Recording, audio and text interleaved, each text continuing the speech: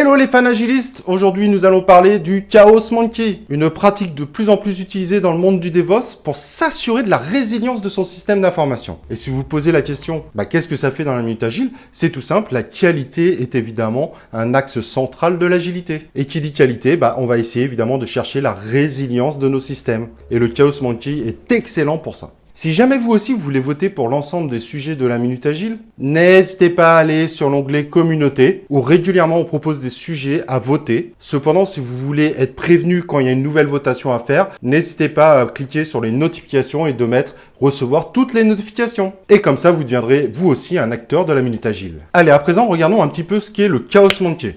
Let's go! Ladies and gentlemen, here it is.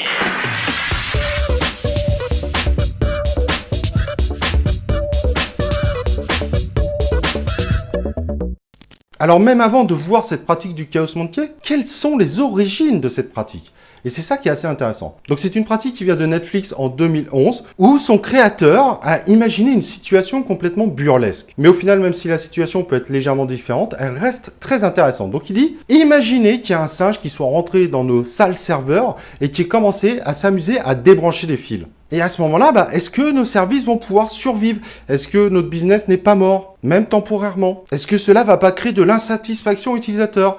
Et donc, c'est ça que j'aime beaucoup, c'est cette image du fameux singe qui rentre dans la salle serveur. Moi, je la visualise complètement. Du singe qui arrive, qui arrache les fils. Et est-ce que notre système est résilient à ça? Alors certes, ça part de quelque chose d'un peu imagé, mais au final, si vous avez des années d'expérience dans le monde de l'informatique, on peut s'apercevoir que même si c'est pas une question de singe, malheureusement, ce type de choses parfois arrive, un serveur qui meurt, un routeur qui ne fonctionne plus, etc., peut amener nos systèmes à réellement souffrir. Et donc voilà un petit peu comment est arrivée cette notion de Chaos Monkey.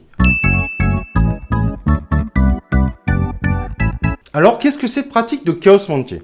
Le Chaos Monkey, c'est une application qui va de temps en temps, de façon aléatoire, arrêter un service ou un serveur directement en production pour vérifier si le système est résilient. Bien évidemment, quand on met cette application en place, on suppose qu'on a travaillé sur la résilience des systèmes. Mais même si on travaille sur la résilience des systèmes, parfois, on n'arrive pas à réellement se projeter sur les conséquences de l'arrêt d'un service ou d'un serveur. Il y a tellement d'interconnexions entre les différents services, les serveurs, ça peut être des montées de charges qui fait tomber un autre serveur, qu'au final, en réalité, c'est très difficile de réellement prévoir les conséquences. Mais en revanche, quand on a cette application et qu'évidemment on suit un peu avec différents logs, différents systèmes de monitoring, on peut suivre les conséquences d'un arrêt de service, d'un arrêt de serveur. Et si on s'aperçoit que parfois le système n'est pas encore super résilient, ça nous permet de se dire là il faut agir, il faut encore augmenter la qualité sur cette partie-là. Soyons clairs. Alors bien que le cloud, des outils comme Docker ont réellement aidé les entreprises à avoir une meilleure résilience techniquement, il faut être clair, cela demande réellement une véritable maturité technique. Et s'il y a encore des gens qui pensent que c'est un véritable coût d'avoir cette capacité de résilience, il faut bien comprendre que quand des systèmes tombent, ça peut coûter extrêmement cher et pas forcément qu'à court terme. En imaginant par exemple que votre service y tombe alors que c'est un service qui paraît essentiel aux utilisateurs,